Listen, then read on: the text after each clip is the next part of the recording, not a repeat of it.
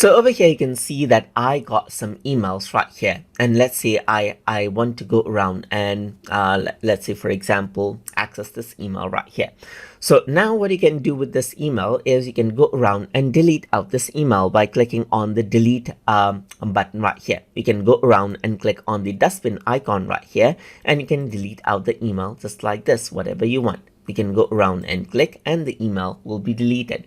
Similarly, there are some other mails right here. You can also select out multiple mails right here just like this, and then you can go around and click on delete right here just like this.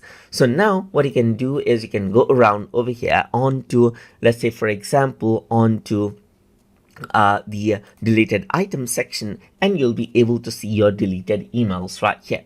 If you want to recover them, then you can simply go around and select out the emails that you want to recover, and then you can go around and restore them out from the top as well, and they will be moved back onto inbox. But there's some other mails in the deleted items, as you can see, that you can still restore. But what you can do is you can permanently delete them so that they cannot be recovered anymore right here.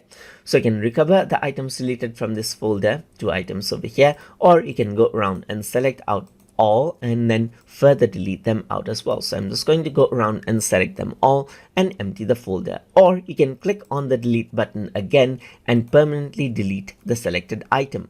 Or what you can also do is you can go around and then select out all right here. So let me just select out all and then empty the folder as well. So once you do that, all of the files will be deleted, as you can see, just like that. And that is how you can go around and delete and restore out mail and even permanently delete files from Microsoft Outlook.